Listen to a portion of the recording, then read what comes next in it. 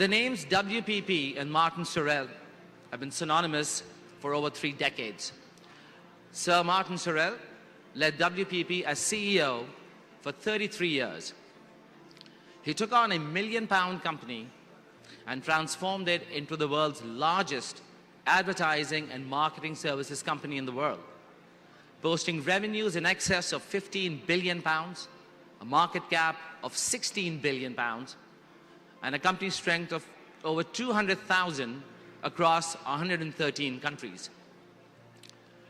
Today, Sir Martin runs or leads a new era digital advertising and marketing services platform geared towards clients who are driven by millennials and plurals, or what we now like to call the new consumer. Conversing with him is CNN's foremost international business correspondent and the most instantly recognized and hugely admired member of their team. Richard Quest brought style and panache to the world of business broadcast. He not only covers the World Economic Forum at Davos every year, he's quite literally the face of it. And I can guarantee you that by the end of the session, all of us would be saying, "What a profitable hour!"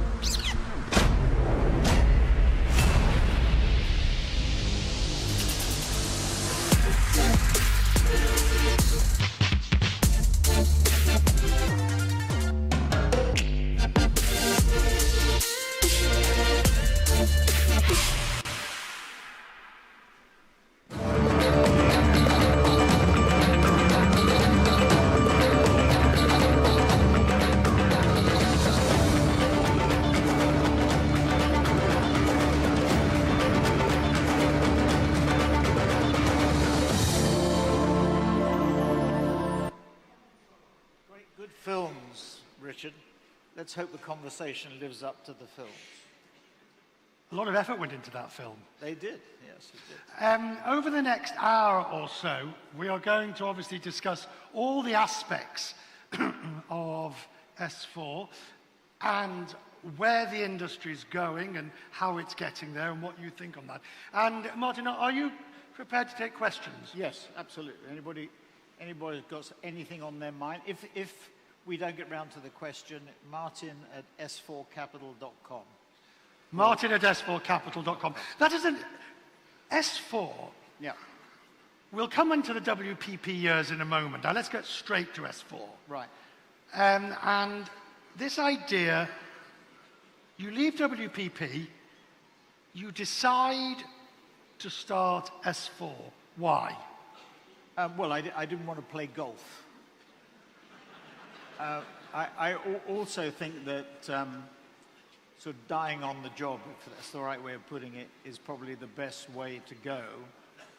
I've seen, and this doesn't apply to anybody in this auditorium, but I've seen people vegetate and sort of physically and mentally degenerate if they don't have things to absorb their time. So that was it. And the other thing is, Richard, I didn't want to do portfolio stuff. I didn't like the idea of sort of dabbling with various things. I wanted to focus on something. But how much of S4 was an up yours to the industry? Well, no. I wouldn't say it was an up yours to the industry. It might have been up yours to various parts of the industry, but not the industry as a whole. Because after all, I was... But you didn't go gently into that good night. No, I did not go gently into that good night. No. I wanted to really try and develop what I saw, or what we saw, as being the new age, new era model. I mean, the industry is changing. I mean, this morning, when I got off the plane, I was looking at some data from Group M in London, and it's sort of commensurate with, or the same as the data that came out from IPG. If you look at the industry and the growth in the industry, which is the critical issue, the top line growth, it's not coming from traditional media. In the UK at the moment, the industry is growing. Advertising and marketing services, which is $500 billion. There's $500 billion of media, $500 billion of marketing services, and about $700 billion basically in trade budgets. So the addressable market for S4 is 1.7 trillion. We're focused on the first 500 billion in media and a bit of the marketing services. Of the 500 billion in media, in the UK at the moment, the industry is growing about 6 or 7%. Digital is growing at about 15 to 20%. Traditional is down 2%. In America, in the first 6 months of this year, industry is up about 3 or 4%, no, 6%. Digital's up 20, traditional down 3. That's the point. I believe we're average, our 2,000 people at S4 are averagely intelligent. I actually think they're better than averagely intelligent, but let's assume they're averagely intelligent. Pushing on an open door is the critical issue. There are people in our industry that say you can't discriminate or differentiate, or you shouldn't, between digital and traditional. Wrong. Well, hang on. Digital is where the growth is. You and I were discussing in the green room about the challenges that CNN face. Exactly the same. Okay, but digital may be the future. It's the present. All right, present and the future, but why, with S4, have you decided to ignore the middle bit, which is still print, media, television? Well, in a way, when you say ignore, we don't ignore, because digital print, yes, digital TV streaming, yes, digital radio, yes. So it's the growth parts of those media. I mean, I wrestled with, I worked at Saatchi's for 9 years, and I wrestled at WPP, particularly in the last few years, with managing a legacy business. And the good news about S4 was that we start with a clean sheet of paper. Whoa, hang on. The bad news, hold on. The bad news is that you start with very small scale. But that's something we're doing something about. We'll get to all of this. You just said legacy business. Yes. And you said it with almost a sneer, as if it's a pejorative. It's not a sneer. It's a fact. You use it as a pejorative. No, but it's a fact, Richard. It's a fact. All industries, I can't think of one industry that is not challenged by business transformation or digital transformation. All industries are challenged. Your own industry is challenged. Our industry is challenged. Every industry is challenged by what Klaus Schwab would call the fourth industrial revolution. However you want to describe it, it is a massive technological change. And it has repercussions that go way beyond the economic. It's the political. I mean, what is the fundamental reason for, or one of the fundamental reasons for populism? It is the fear of the middle class and of the working population about being displaced.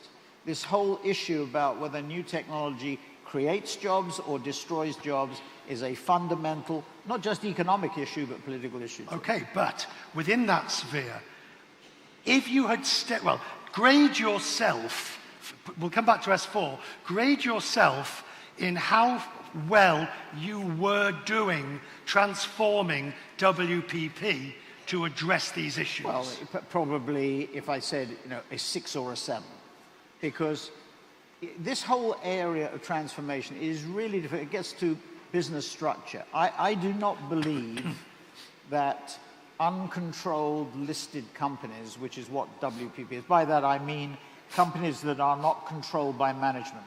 The fundamental issue, I think, facing the limited company or the public company or the private equity company is the alignment of management and ownership. Unfortunately, with uncontrolled listed companies, there is a separation between management and control. What you have, and ownership. What you have to do is to unite the two such that both constituencies have exactly the same objective. At WPP at the moment, none of the board, none, including the executive management, have any significant equity interest in the company. That means that you have non-alignment of the interests. You have to align I fundamentally believe, having sort of been at this for 40 or 45 years, that is the key issue. If you align that, private equity we'll come on to that maybe, I think is too short a time frame because the average hold period is about 5 years, but you have a total alignment of the share owners and management to a degree that there is a unity of purpose, and that's fundamental. And by the way, anybody who thinks that there is any sort of paradox or contradiction between long-term profitability and doing the best by all the stakeholders are wrong.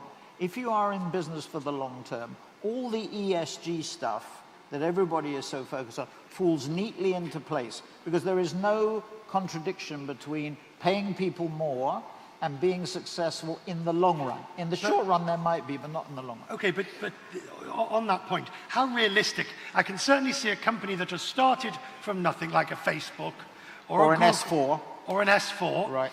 But once it reaches a certain scale, General Motors, GM, the old GE, as it was, any vast global conglomerate, if such there be any more, how realistic is it to have that alignment of board with control? If realistic or not, I think you have to try and devise a system where that is the case. I mean, it's really interesting. In 1992, I remember we put in the first long-term incentive plan at WPP, and then in 97.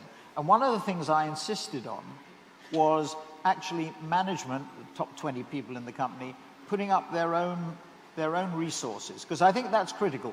I think the entrepreneurial enthusiasm stems from taking risk.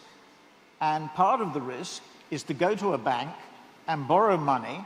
Against your house. Against your house, against your partner and family, and try. That is the key issue, because coming back to your point about large companies, they lose that entrepreneurial urge and stimulus. And what you have to do is try and recreate that by making sure that, use a crude phrase, that management has skin in the game. That's critical. And you put... Not options.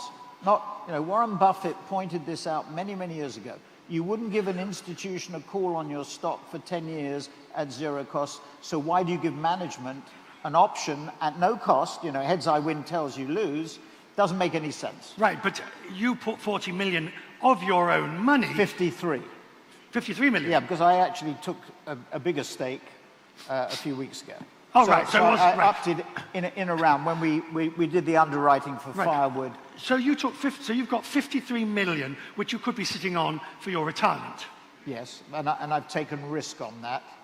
So far, on paper at least, it's done extremely well. We also have a carry, so 15% of the increase in market cap is distributed to management in some way, shape or form. So interestingly, what we've done at S4 is sort of coalesce the private equity model with a listed company, with a control share as well, because I do believe controlled ownership is the critical issue.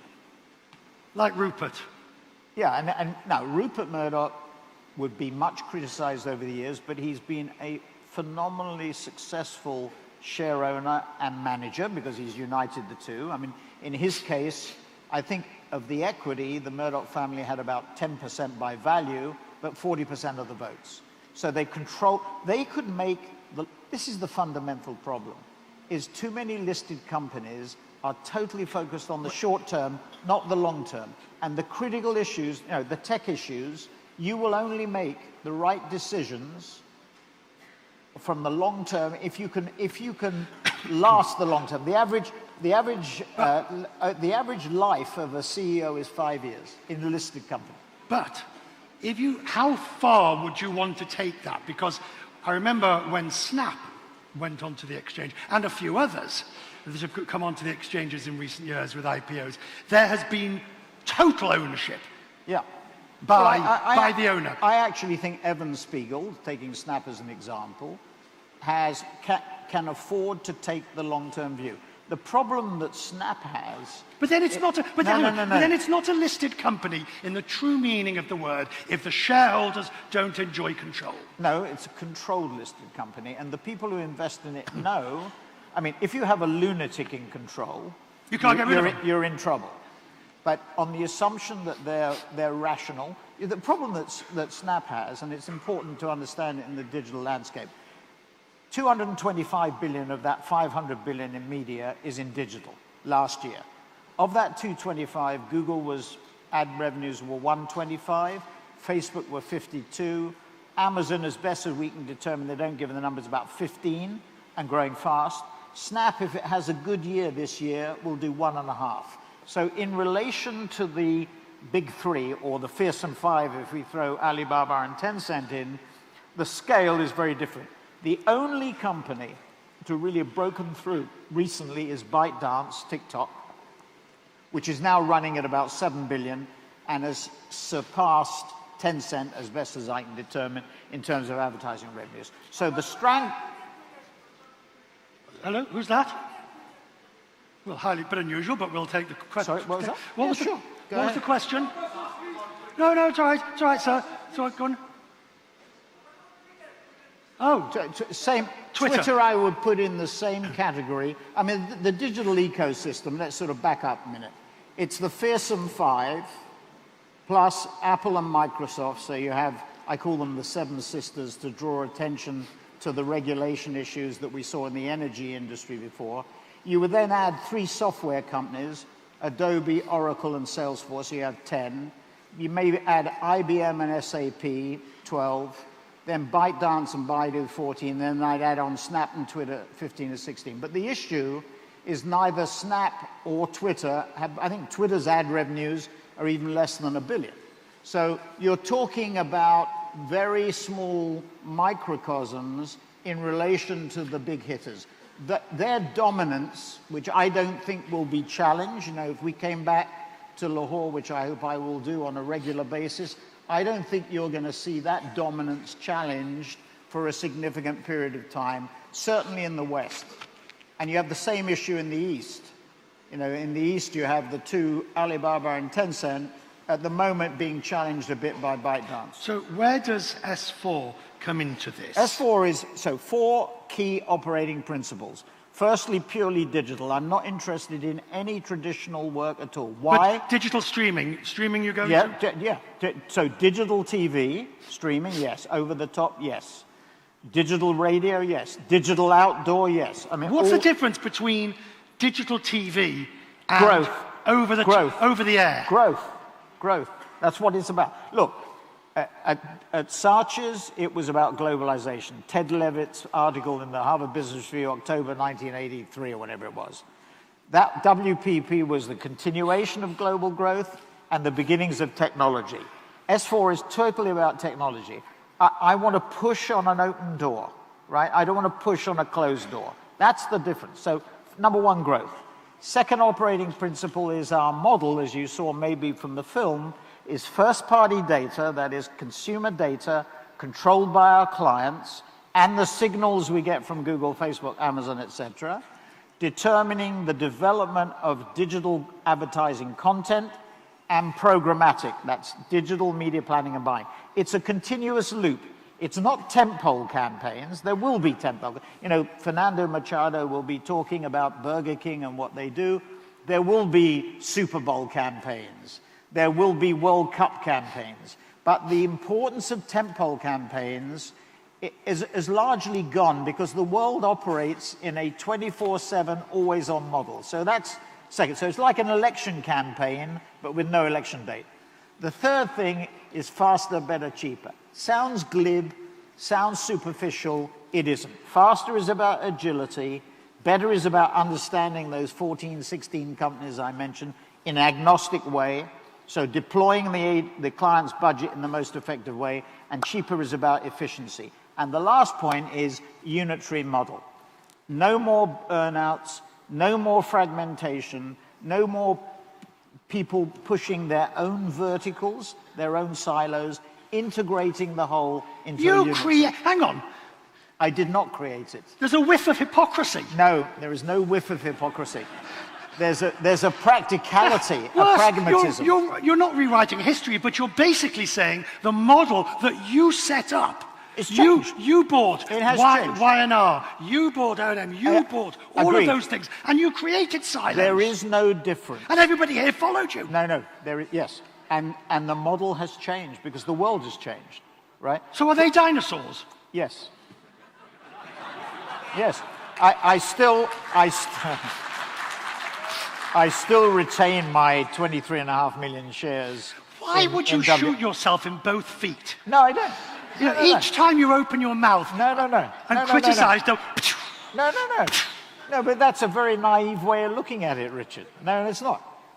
Life has changed. I mean, people who build businesses are emotionally attached to them. So does one want to see those companies adapt? If they don't adapt, they'll die. So there's some truth in what you say. But what I'm saying is the model has changed. Sir, I must ask you, there will be time for questions, but would you please wait until I do? By the way, if anybody has a question, you can, when I look around the room, just sort of raise your hand to catch my eye. But it's not a free-for-all. The model has changed. So if I look, just take WPP because it's a company that I know a little bit about, not a lot, but a little. If I look at the agencies, the old creative agencies, J. Walter Thompson, Y&R, Gray, Ogilvy, what is the difference between those four businesses? The honest answer is, in this day and age, none, other than conflict. The people running them will say that there is a fundamental difference, but they know they are global advertising networks. Similarly, on the media side, what is the difference between Mindshare, Mediacom, Wavemaker? None. I mean, we used to, when we had board meetings at WPP, we used to make this point, or I used to make this point, the people running the brands, the silos, the verticals, will claim differentiation. But apart from conflict of clients, which has got less and less, by the way, which is another reason the model has been challenged, there is a difference, taking the media side, between Essence and Xaxis on programmatic and digital, and the three that I mentioned.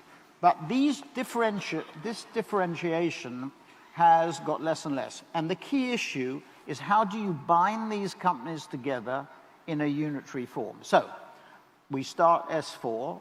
We have two pillars around content and programmatic, and we're binding those two together in a unitary model. I think that's key. The biggest challenge that any CEO faces, including the CEO of CNN, is how do you get everybody to operate, to face in the same direction at the same point. And you bought two companies already, haven't you? Well, more three. Than two. More We've but done two major Yes. So we have two major. So we have the pillar around content. Of our 2,000 people, about 1,650 are in the content area, and about 350 in the programmatic area. So these are the two areas. First-party data, we're now bedding into the programmatic area. We merged, and we use that word advisedly. We don't use the word acquisition, because everything we do, anybody we bring in, we're trying to buy into our philosophy and our vision. We're not looking for people who want to sell out. And the first conversation of any discussion we have with the proprietors or owners of a business is, if you want to sell, go to WPP or Dentsu or Omnicom or IPG, be our guest. If you want to buy into the vision, those four principles that I mentioned, growth, Holy Trinity model of data driving content and programmatic, faster, better, cheaper, and unitary model, join us. There is a messianic thing here, coming back to your point. We believe we're building a new model which is much more relevant to what's going on in the market at the moment, and will be even more relevant over time. In terms of the areas where you will be placing adverts, the distributive networks that will get the message out. So you're talking about digital TV, digital streaming. All the platforms, software companies and hardware companies I mentioned, there are 16 of them that I think are the most relevant. What is the evidence of the effectiveness of digital advertising, bearing in mind its relative newness, but its ubiquity at the moment? Well, it's very seductive. I mean, just to give you an example, Facebook came out with an insight recently that women on average spent 1.7 seconds looking at a post. The Media Monks brand, which is our content brand as opposed to Mighty Hub, which is programmatic, came up with the idea, you know, the traditional agency would probably come up with a 10, 15, 30-second TV ad. They came up with 2-second online ads using influencers. It was in the Italian market. The client actually was L'Oreal Paris, and they got market leadership within a very short period of time at a very low absolute cost. So it's very seductive. Online is very seductive because the absolute costs are much lower, and the ability to monitor and measure the effect of what you do is much greater than in traditional media. That's one of the big issues.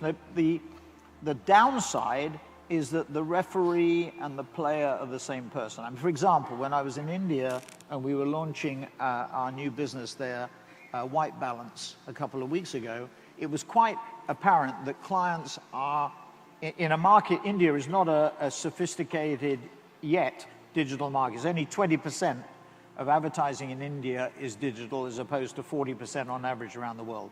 And what was clear from our conversations with clients, and we saw a large number in a short period of time, is they were worried about measurement, and they were worried about Google or Facebook or Amazon being both the player and the referee, you know, marking their own homework. And that's a critical issue. But it is much easier, Richard, to follow the connection between data, content, and programmatic in that loop that I mentioned. Where in that does, in the traditional sense of the word, does creativity come into it? Well, you know, everywhere, the cheap shot against digital is that it's uncreative. I mean, this is a fundamental problem. It's what I call the Don Draper problem. Exactly. People look back, particularly the expensively paid creative directors of large advertising agencies who sit in the corner office and they might be drawing down $1 million a year or in salary and then have a staff. And they look back to those days of Don Draper and the days of the big tentpole creative TV campaigns and bemoan, they look with rose-tinted spectacles at those days. Those days have gone. That doesn't mean, by the way, that big ideas have gone or that creativity is gone. And what I... But is it just... is it advertising by numbers? No. That's a cheap shot.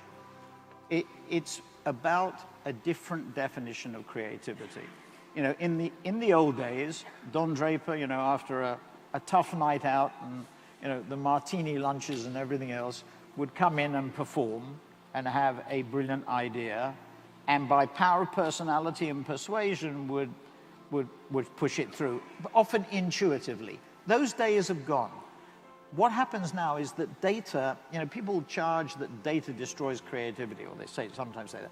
Data informs creativity. It makes creativity more effective. So using AI, I mean, for example, Kristin Lemkau, who's the CMO of JP Morgan, a few weeks ago, said, I think I'm reporting it correctly, she said the copy she got from AI, artificial intelligence, was better than the copy from the human hand. My view on that is, you know, a few people at Media Monks wrote me notes saying, does this mean the end of us? To which the answer is no. It's using these technologies and these techniques in a more effective way to get better copy, to get better ideas. Okay, so let me rephrase that then.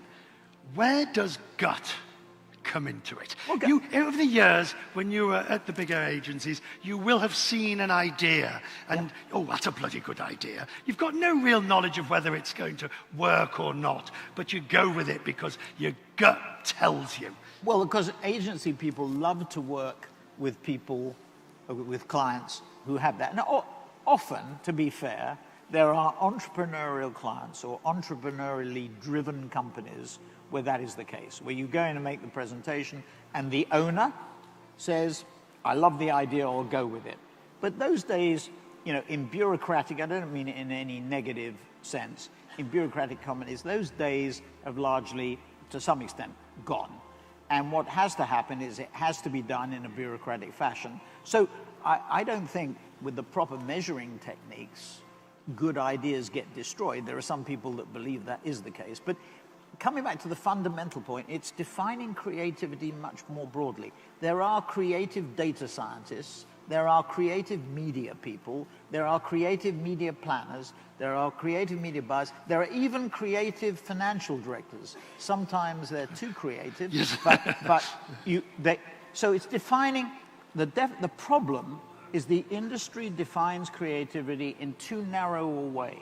And life has changed. It's like your commentary about the dinosaurs, you know, the legacy companies. Business has changed. They're the prisoner of their legacy system. Let's take some questions. So our friend over there is yes, hyperactive. Let's just start. You had one question, sir. No, just a moment.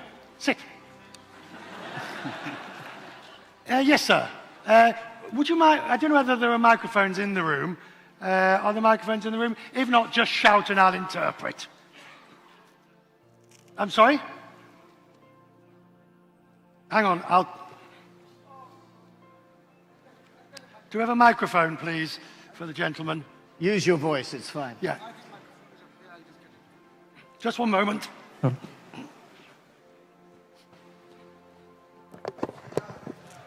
One, two, three, four, five. Hello. All right. Yes, just shout and I'll repeat it. And who's the next person over here for a question? Yes, sir. Yeah. Go ahead. Can you hear me? Yeah. Go ahead. It's better now.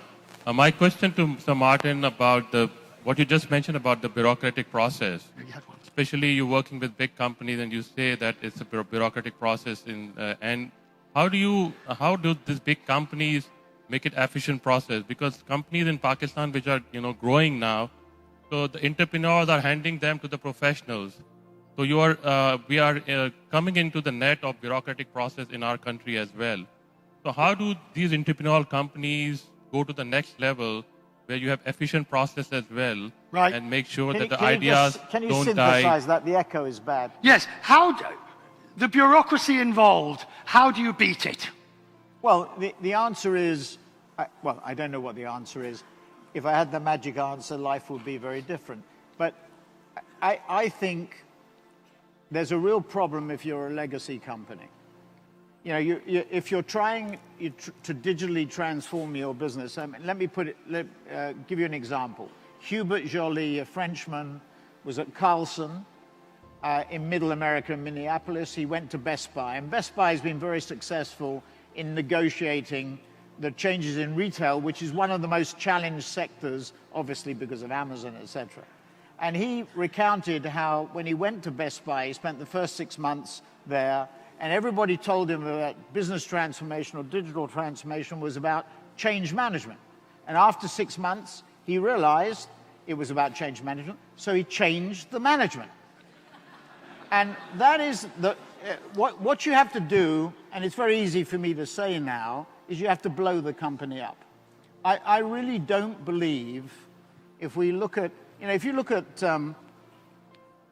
the big 6 holding companies, well, Vivendi has absorbed Havas, so it's different. Let's call it the 5.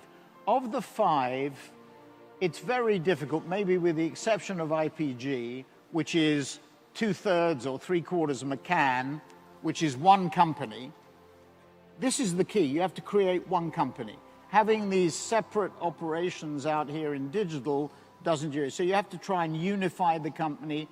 And it's very difficult because your legacy business is delivering profitability and results in the old-fashioned way. It grows its revenues, it grows its gross profit, it grows its operating profit, its EBITDA, its EPS, its cash flow.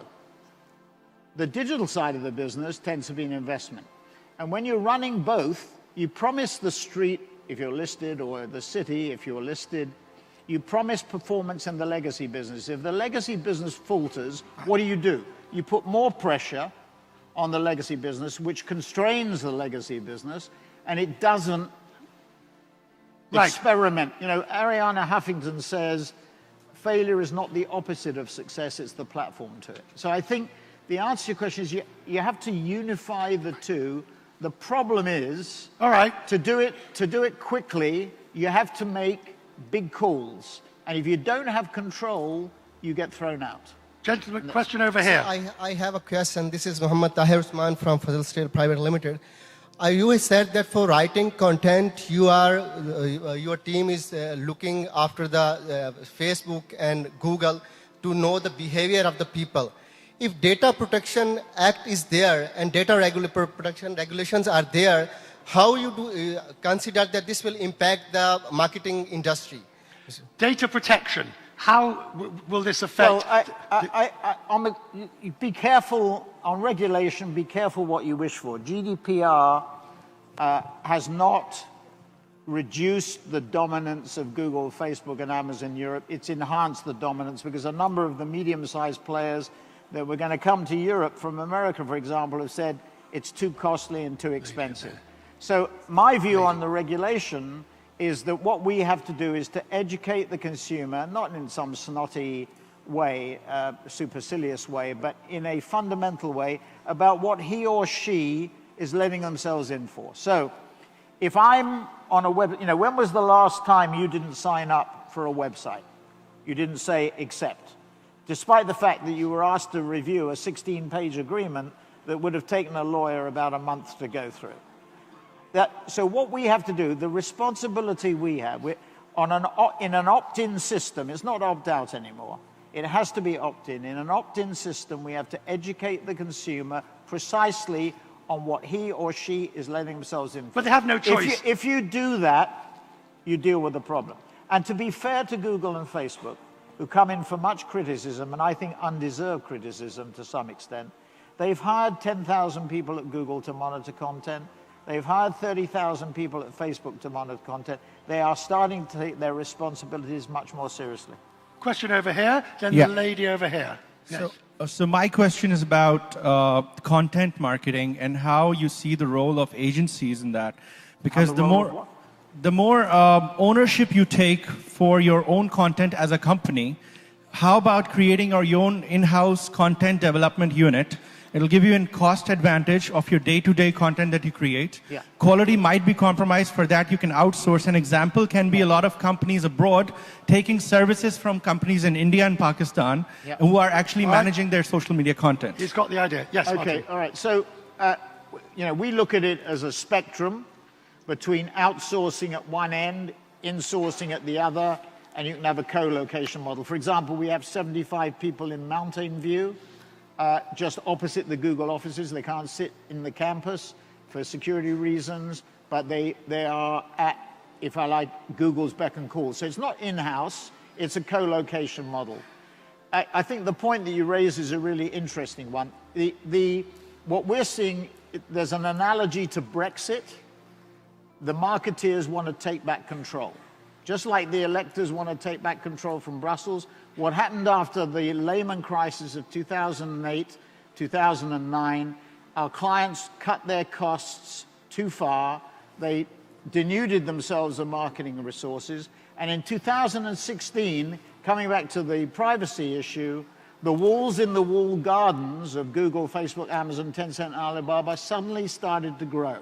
For whatever reason, whether it was because of GDPR, privacy, interference in elections, brand safety, the walled garden said, we're going to put the walls up. We're not going to share the data. So clients started to say, we have to control the data. In a 24/7, always-on world, it's a bit like an election campaign, as I said. You have to respond instantaneously. Right. The traditional agency system is not built to faster, better, cheaper.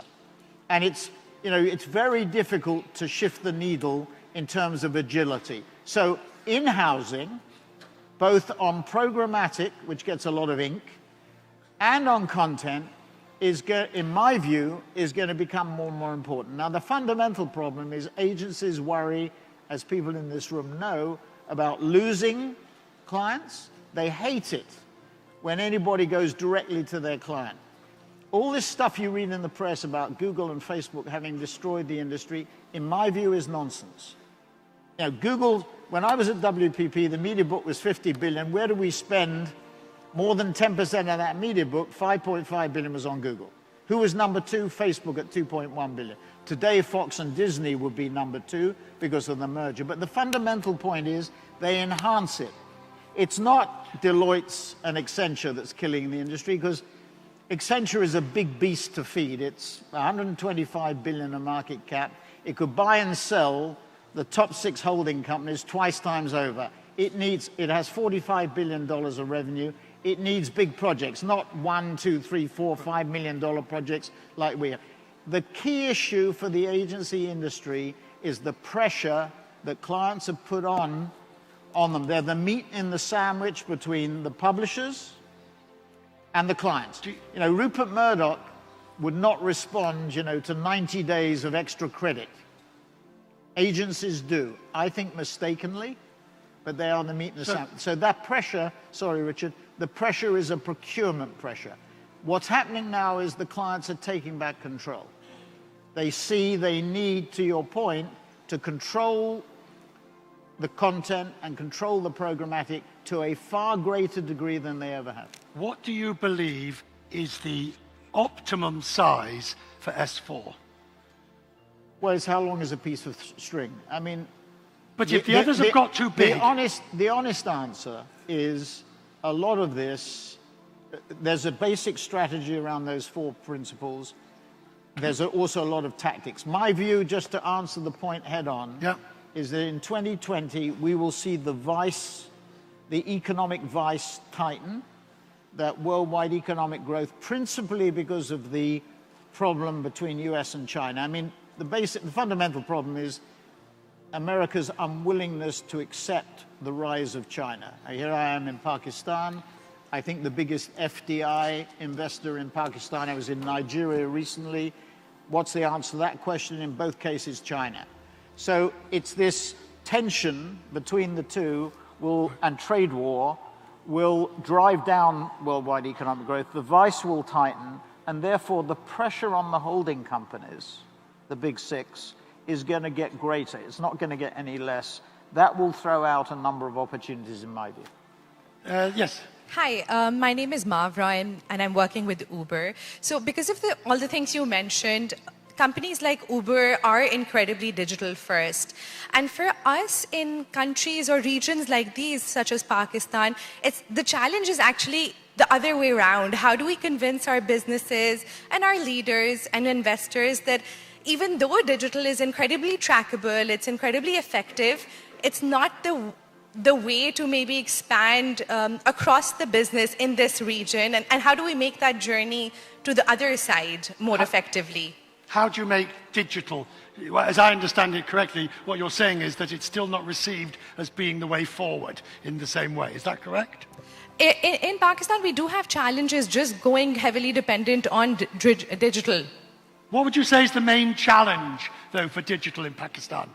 Just the penetration, especially within our lower segments of society and our mass products. Yeah, I would tend to sort of... So Uber, as you well know, is going through major transformational change. New CEO, really, there's been a lot of change in the marketing function. There's an incredible amount of money that has been invested in the marketing function. And what's interesting about your point is a lot of the tech companies, whether it be Google, Facebook, Uber, Amazon, whatever, use traditional media. For example, to my knowledge, Google spends about 50% of its budget on traditional and 50% on digital. My point is, from S4's point of view, I just want to focus on digital because that is where the growth is.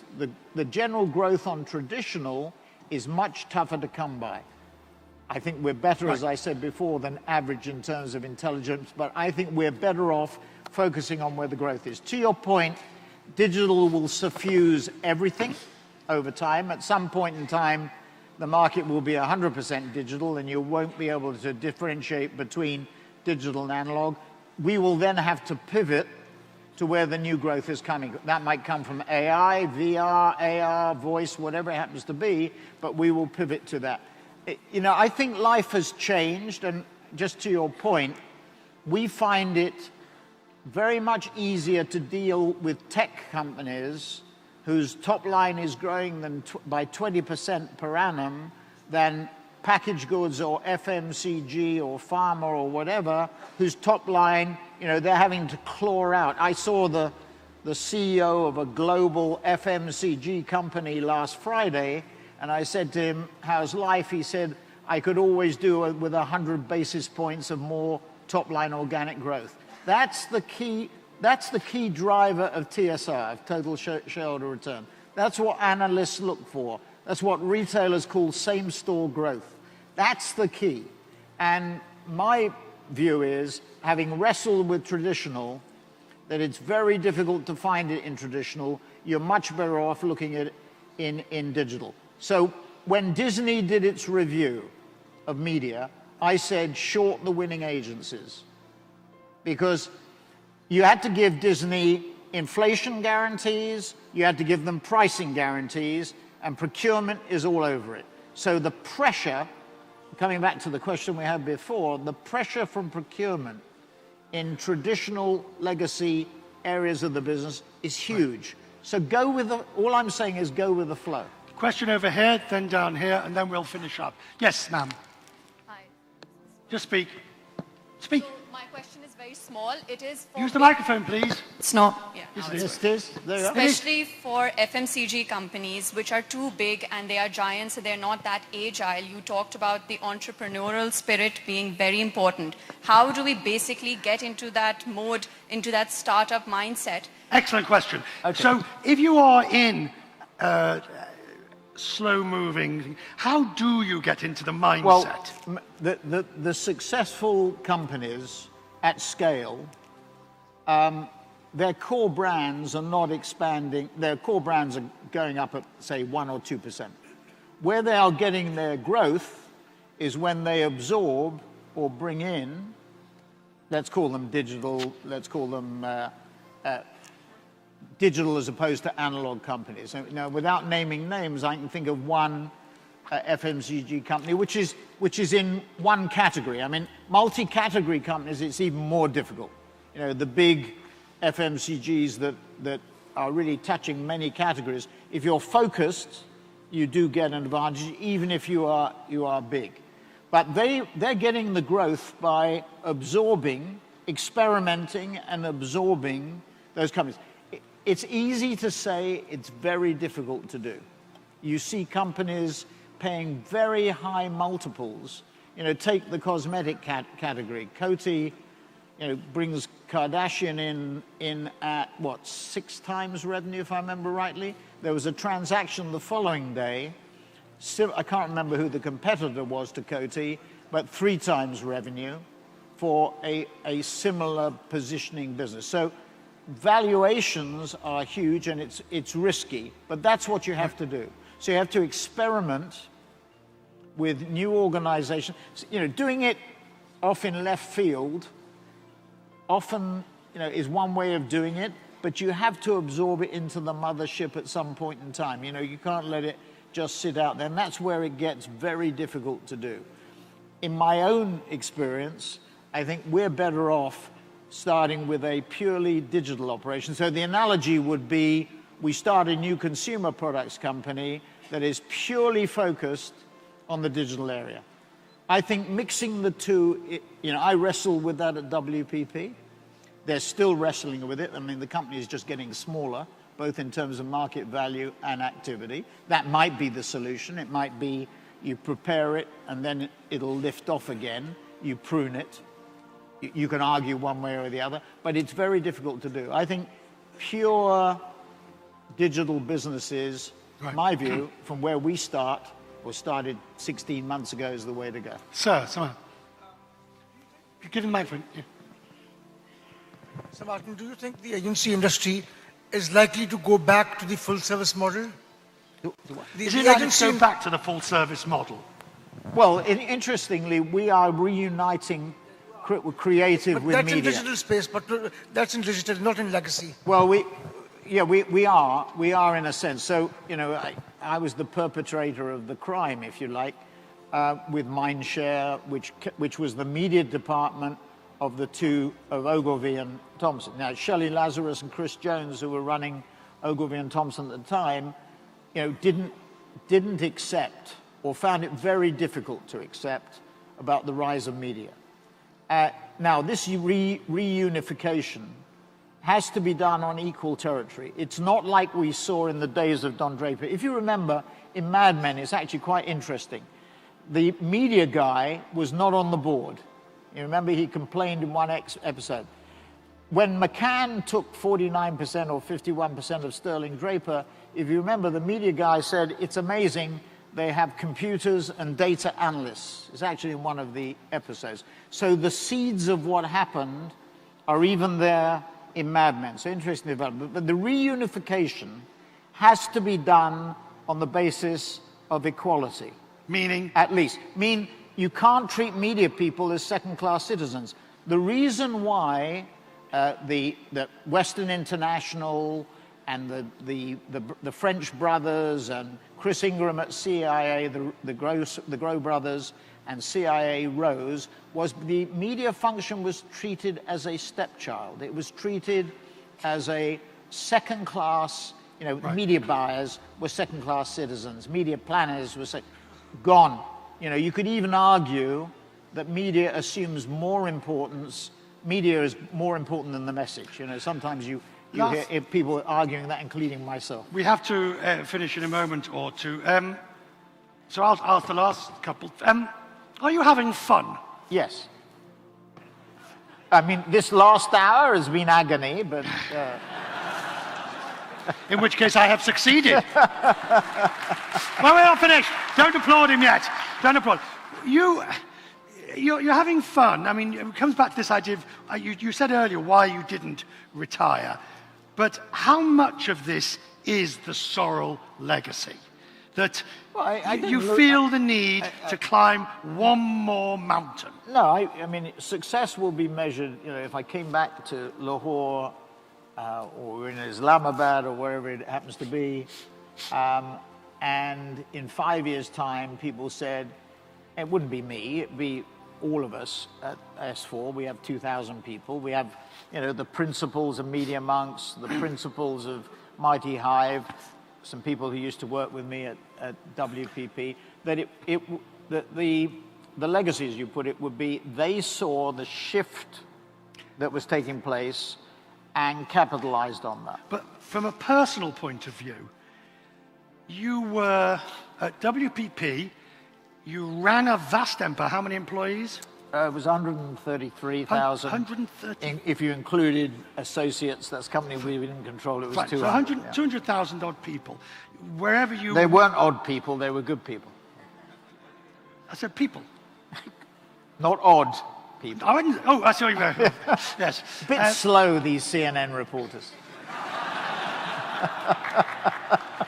You were treated like a king. Today you are a prince. No, actually... I mean, today you are the enfant terrible in an industry where you were the grandmaster. No, that's it. So I've done 3 iterations, if you like. You know, I worked with the Saatchi brothers, and they built the largest advertising and marketing services company. We started WPP when I was 40 years old, and we spent 33 years with the same thing. And, you know, we're starting with S4. We're up to a market cap of 1.1 billion. And, you know, there's you know, challenges ahead, but massive opportunities. So the answer to the question is this. Look, when I left B School, and I was on with Salim on the Aitchison campus, which is a really impressive campus here in Lahore, you know, impressive young men, and there's a girls' school there and another boys' school there on the campus. You know, there are those people starting their career, they can do one of 2 things if they go into business. They can join a big company, or they can start something. The skills required to start something are very different to the skills demanded to run something. When I was at B School, we did 3 cases a day, and the question was, so what should the chairman or CEO do and why? So you come out of B School thinking you can run the world, and the truth is you can't run it for another 20 years. So what I'm saying is that those skills are very different. So what I want to try and do is start something and run it. So I think... But I get the impression that and I've known you a long time, that you're enjoying this. You're enjoying this new role, and you're enjoying shaking things up. Well, listen. I enjoyed it at Saatchi's. I mean, sadly, Tim Bell died recently, but Morris, Charles, Tim, myself, Jeremy Sinclair, Bill Muirhead, that was a unique cast of characters, and that was enjoyable. I mean, at the height, it was enjoyable. WPP was enjoyable. S4 Capital is enjoyable. I mean, I wouldn't do this. I wouldn't fly overnight to Lahore to be mauled by you in an interview.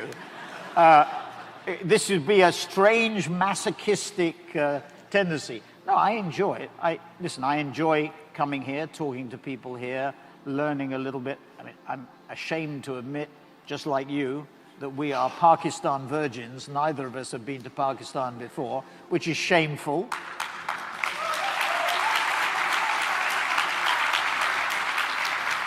But we will, stimulated, we will come back. But the point is this, these are all new experiences. Right. And I think the real interesting thing people are very, when you go to these conferences, people are so pessimistic about our industry.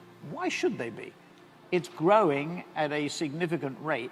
The problem is sorting out which is the growth bit and which is the declining bit.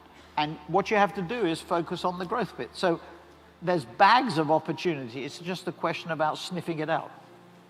Since he's used the word Pakistan virgins and stimulation in the same sentence, it's time for me to say Sir Martin Sorrell. Thank you. Thank you. Thank you.